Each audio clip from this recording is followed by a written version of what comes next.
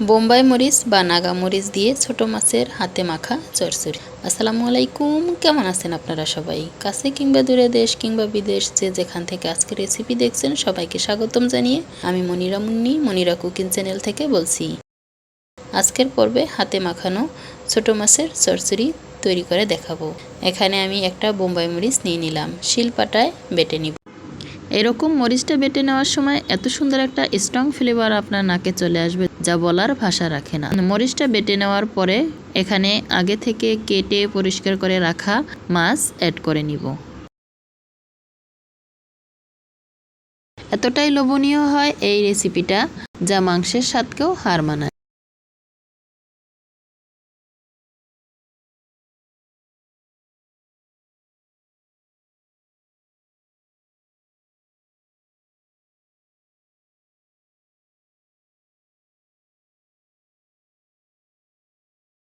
একে একে এখানে সমস্ত অন্যান্য মশলা উপকরণগুলো অ্যাড করে দিয়ে দিব প্রথমে হাফ টেবিল চামচ হলুদ গুঁড়া, হাফ টেবিল চামচের একটু বেশি পরিমাণ লাল লঙ্কার গুঁড়া ও স্বাদ মতো লবণ।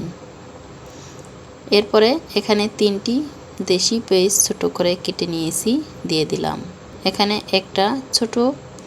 এখানে একটি বড় সাইজের আলু স্কিন ছাড়িয়ে ঝুরি করে কেটে নিয়েছি।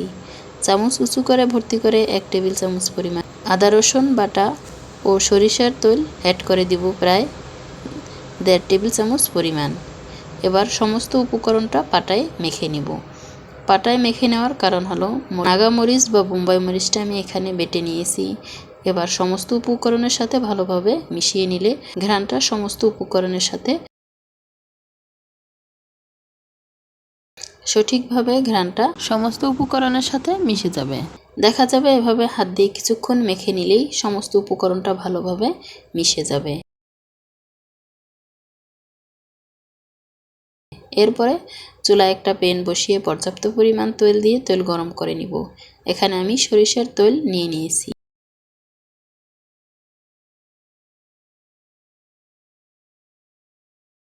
এরপরে মেখে রাখা মাছ ও সব উপকরণ এখানে অ্যাড করে দিব।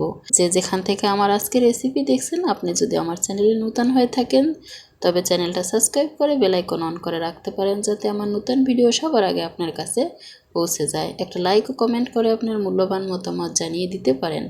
আপনার একটা লাইক ও কমেন্ট আমাকে নতুন আর একটা ভিডিও বানাতে উৎসাহিত করে। এ পর্যায়ে এখানে টমেটো কেটে উপরে কিছুটা দিয়ে দিলাম। এরপরে ঢাকনা দিয়ে ঢেকে দিব। ঢাকনা দিয়ে অপেক্ষা করব চুলার আঁচ হালকা টু মিডিয়াম আঁচে রেখে প্রায় 3 থেকে 4 মিনিট। এভাবে একটু ঘুরিয়ে ঘুরিয়ে 4-5টা প্রথম দিকে ভেজে নিতে হবে। এবার ঢাকনা দিয়ে দিলে দেখতে পাবেন উপকরণ থেকে কিছুটা পানি ভেসে উপরে উঠবে।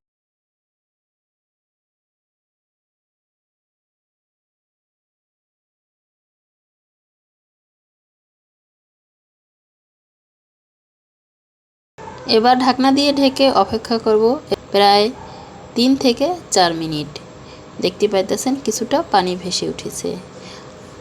পাটার মশলাটা অল্প 1 কাপ পানি দিয়ে এখানে অ্যাড করে দিলাম।